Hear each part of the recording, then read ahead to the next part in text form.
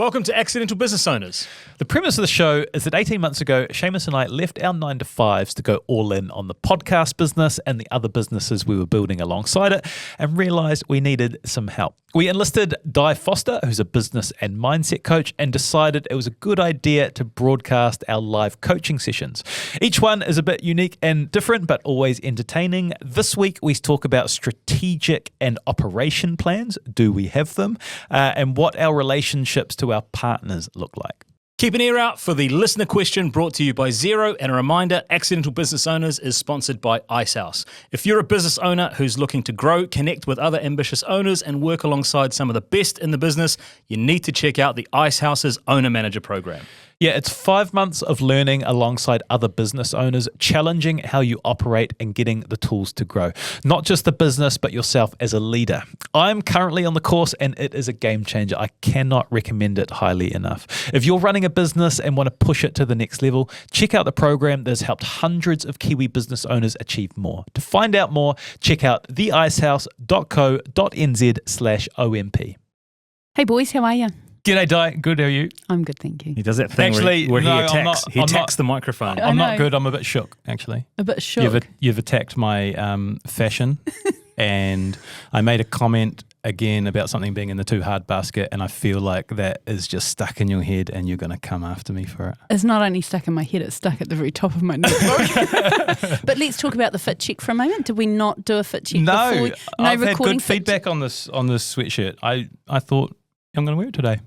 Yeah, not a lot of thinking went on there. Okay, have you had 3 pieces of good feedback on that sweatshirt? Yeah. Like we used to on the podcast? I have. Is it like child 2, 3 and 4? It's fashion, so I'm not different sure strokes for different folks. That is not fashion. Okay. Actually, someone said Brixton. It's a good thing. Someone said, as a father of 4, surprised that you had the guts to wear a white a white bold jumper. But here you are. Bold and beautiful. Anyway, how are you? I'm great. Thank you very much for asking. Back in Hamilton again. Yes, welcome back. Thank you. I'm enjoying my little regular visits and getting my little routine going up here in Hamilton. Happy days. It's a good little spot. Yeah. Good little spot. I feel like last time we talked, you were crying. I was crying.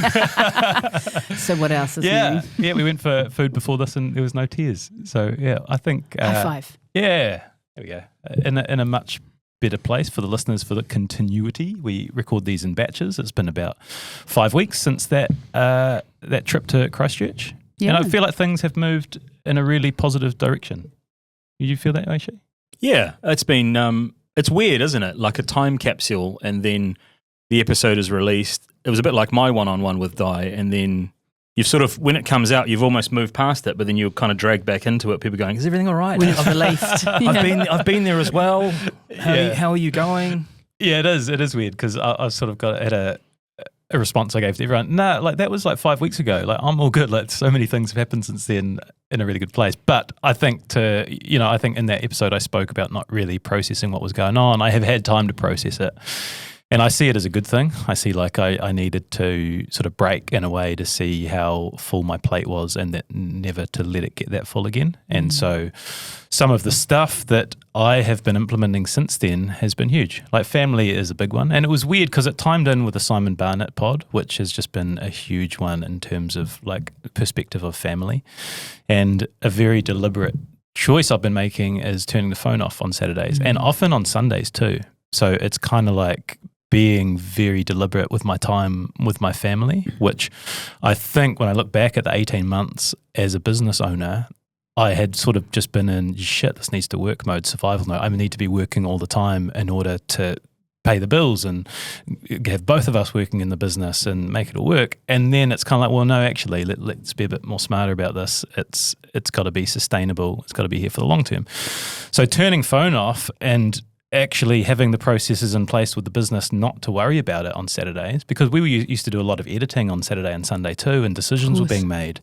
So pushing that, like getting that in place to do that Monday to Friday, and then nothing can touch us on the weekends that's going to need a decision straight away, just gave me a sense of freedom. My observation has been you've seemed far, like often you talk about control, but you seem far more deliberate with like blocking time out, scheduling time to do things. Still occasionally a little bit of chaos creeps in, but you've got kind of guardrails in place, it seems, from the other side of the desk looking over in order to do things in certain times, which I think helps you. Yeah, so that's a good one. That was from the last batch, right? Is that mapping out the week and putting little blocks of time for things, which in the episode I was like, shit, that sounds like a good idea. And I've been doing it and it's been really effective. It's like often we'll be recording on a Thursday or Friday, so Monday, Tuesday, Wednesday, just going through on a Sunday night and blocking out, hours and 2 hours and 3, and that gives me a sense of it's under control. It's like, okay, I've put aside time for these things that otherwise were just kind of like living scattered in my head. So just that process on itself has been good.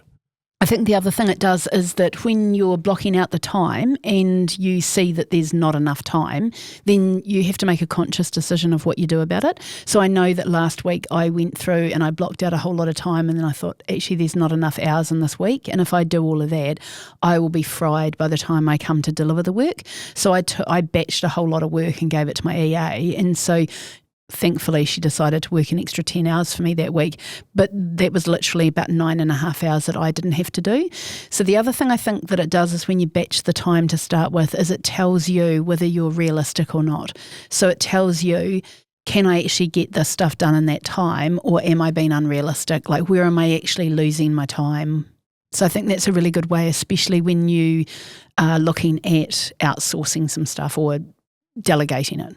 Yes. And yeah, totally agree. It's like once you map out, like, oh shit, you're reprioritizing what it is that because you don't have time to do it all.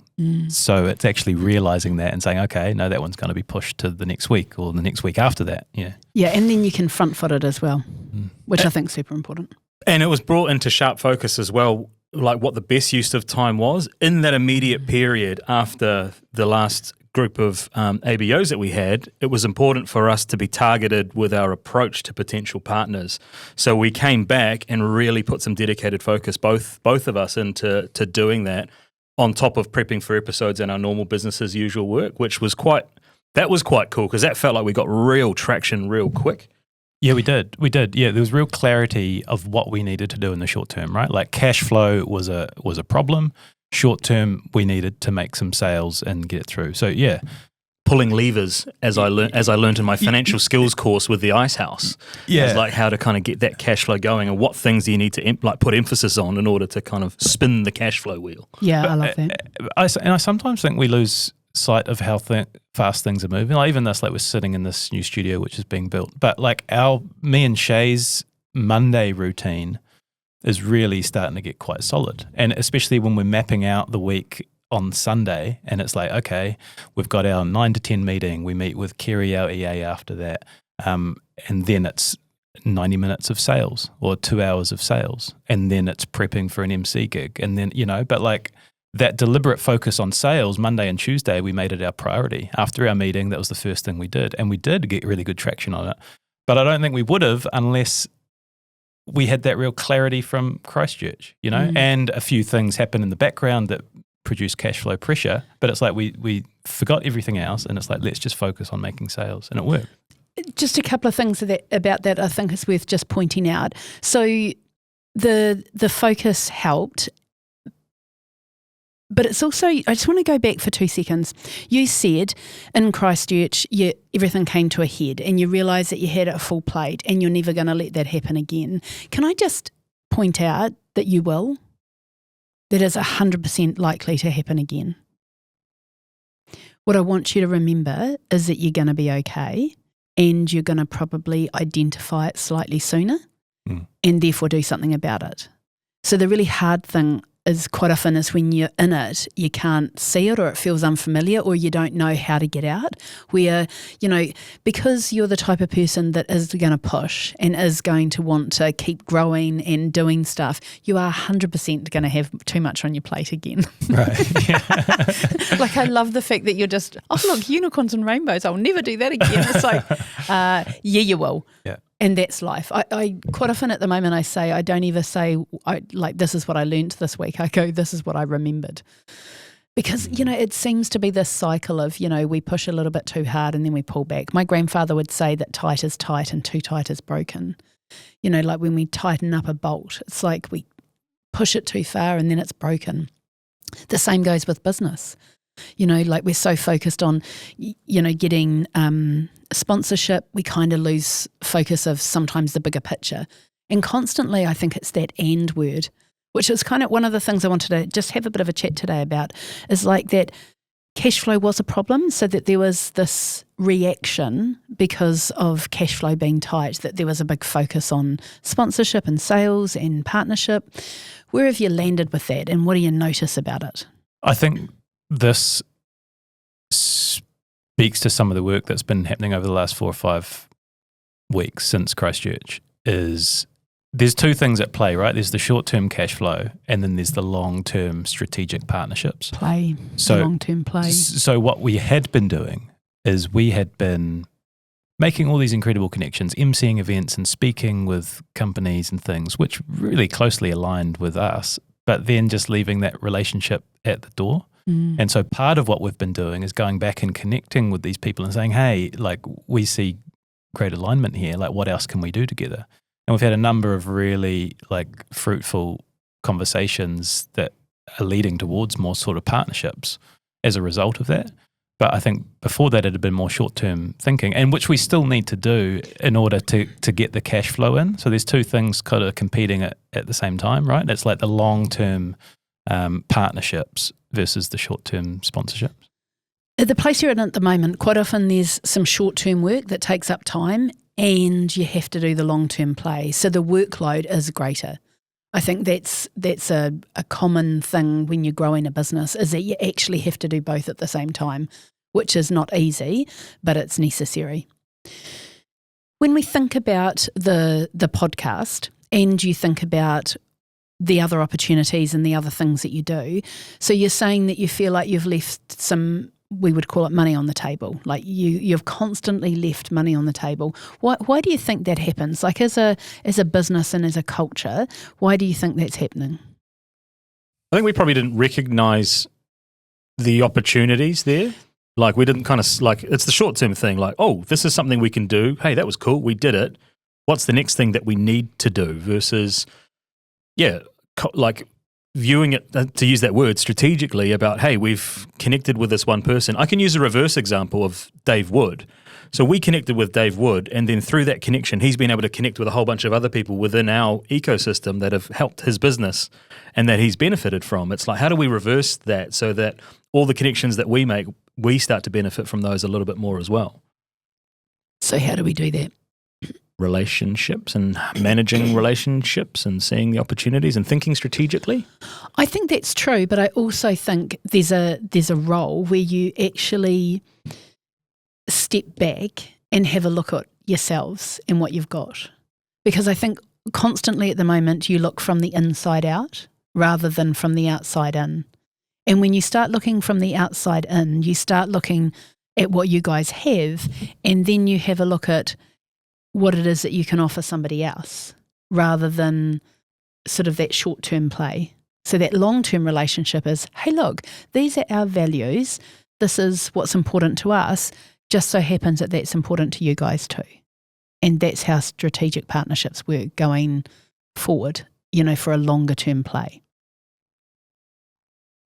But the question that I have is, if you were going to look at something like that, because that's something that has been sort of on the fringe of discussion around, like, what are we and what do we, how do we maximize this and where is our growth and all of that stuff, is, do you do that yourselves? Do you bring somebody else in? Like, what's the conversation that needs to be had around the brand? I'm going to call it the brand because I think that that's, the most logical. It was interesting on the financial skills course that I went on, because they talked about like getting your customer review and external looking in, and like how can you improve your service, how can you improve your product, primarily from a product perspective. But so when we were with our old podcast platform, they did some market research and garnered some insights and fed that back to us, and that was really useful. I think that's probably something we can look at doing in our own way to kind of get an understanding of, I guess, how we might be viewed by the audience. And the audience is interesting too, because it's not only listeners, it's also the people that are partnering with us or potentially wanting to partner with us as well, to understand what they see when they look at us and what we can offer. Yeah. And I think it starts with the very highest level, doesn't it? Between two beers. Yeah, that's an interesting one. Between Two Beers started in my garage, and the genesis of it was that let's get a dozen beers, and the second half of the show, and we'll have them as we're talking to people, and the second half of the show will get quite loose and fun. And we thought that was the special thing. Like, oh, how good is this? We're having a few beers with people. Well, it was. I think we probably needed it in the initial stages for our own confidence, for the confidence of the guests as we were working this thing out. So I stopped drinking. We had beer sponsors, Swedish craft sponsor. Yeah, so beer was a big part of it. And then Shay we had this, I remember having a conversation with you about, I don't think you should drink anymore. And then part of it was, but what about the podcast? Like that's our thing. And that was kind of like one of the hesitations. I was like, no, you don't need to drink at all. But then we're sponsored by Export, and we're in the Export Beer Garden studio, and I was still drinking beers, and I would have a beer at the start of each episode, and we thought that was our thing. And then Export aren't with us anymore. I don't ever drink a beer during a podcast now. I can't remember the last time. Steve Chu.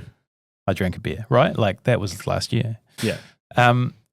And the way that we have kind of thought about it is, but they are the kind of conversations you'd have over a beer. Mm-hmm. You know, they're fun, they're insightful, sometimes they're deep, they can get emotional. They're the kind of conversations you might have over beer. But at the same time, we have heard that for some, it's a bit of a barrier to entry, especially the female sort of listenership see it from the outside as a bit of a blokey show. Oh, I'm not really sure it's for me. Once they get inside, they realize it's not that. And they're like, oh, it's not what I thought it was, which is good in a way. I think that surprising people with what you have is good. But on the other side of it, it's the sponsorship. It's like, well, we have heard from certain brands and sponsors that because beer is in our name and there's a connection with alcohol, that they actually don't want to go near it. So the question is the brand Between Two Beers too well known and respected to change it, or would changing it lead to greater potential opportunities in the future where the brand might prohibit us from doing it? So, which is interesting as well, because when we launched B2B Speakers, it was very deliberately leave beers out of the name of the business and have it as B2B. There was kind of connotations around business to business, which helped as well. But yeah, we made a choice not to have beer in that business title. The way I would look at it is quite often brands grow up. And, possibly I wouldn't put a judgment on it, but, maybe over the last 6 years, you guys have grown up a little bit. And so the question I would come from a very specific brand point of view is, what are your brand values? Well, there's a very big podcast Girls That Invest that has changed now to Friends That Invest, 100%. Right? So forced upon them, but still very well done. So we've been through our brand values, right? Mm-hmm. So it's good bastards or GCs. Yep. It's that connection. It's that ambassador, the community element. It's being the best part of someone's day and that authenticity. I think I can't remember if we use a different word, but something. That's good. That's good. As soon as you said that, I was like, shit, I'm not going to remember what these values are. We should have those up on our they're wall. They're right next to his desk. That's why I remember them. We're bouncing around a lot of kind of different places in this episode, aren't we? So maybe this is a good opportunity for the listener question brought to you by Xero, your business supercharged. Steve, roll what we've got loaded up. Hi, I'm loving the rawness of the ABO chats, including the mistakes and the awkward turning points as much as the wins. I'm wondering, how do you decide which new ideas to act on and which to park? Can I answer that? Please. Okay. A very coachy answer is we look at the amount of money you might be able to make from the idea, the risk that is involved, and how difficult it is to do. And there's a little bit of a calculation in that. And you can compare those. If there's 3 ideas, you can compare them, and one of them will be a standout. That's a very coachy answer. You need to balance that with your gut feel. Like, do you actually want to do it? And my second part to that gut feel is it aligned to what it is that you want to be doing? I know for me personally, this year I had a really left field thing that I put on my, I'm going to do this in 100 days. And it was totally not part of my aligned, strategic plan of where I want to go and all that sort of stuff. And it ended up not happening. But there was this gut feeling that just told me, I want to do this. So even though, it might not have made money or whatever, there was a thing about it that made me want to do it. So you're very intuitive, right? Like Yep. that's one of your strengths, that gut feeling. Mhm. Do you find that is as strong in everyone? Like, do you think everyone has that same ability to follow their gut on things? I think my gut feelings are strong because I've spent so long stripping back what other people say and figuring out what's right for me. So I've spent a long time going, oh, that's nice, but that's what society thinks I should do, or that's nice, but that's because XYZ thinks that's what I should do. What do I think? So I spend a lot of time sometimes journaling or just like walking on the beach in my bare feet and just going, can I imagine doing that? Or, just like spending time with myself. In your experience with the business owners you're working with, yeah. do you find like if you encourage them that they have a gut feeling 100%. to lean into it, that they kind of do know? Yeah, so like don't tell anyone this is just between us. But I don't, like, I just elicit that out of them. Generally speaking, I think that everyone knows. Sometimes they need a couple of things pointed out and then they're like, oh, that's really obvious now. But I think that deep down people do know, absolutely. Where do you stand on gut decisions? I think they drive a lot of my. I think they drive the majority of my decision making. I listen to my gut. I got a pretty clear feel of what I think is the right thing to do. Yeah, I'd say I lean quite heavily on it. You? Yeah, I'm a big gut guy. Oh, it's just this episode. Yeah. All right. Let's get out of there. Let's go back. Thanks, Xero. If you're interested, you can try free for 30 days on Xero.com. Terms apply. So here's a question I've got to you. Have you taken your values and then said, who has those values? Like as a strategic partner, who would be a strategic partner that is looking for the type of audience that we attract and has those values? And then the question I'd ask is, do those values, are they represented well by the name Between Two Beers? Because there's another part of it as well.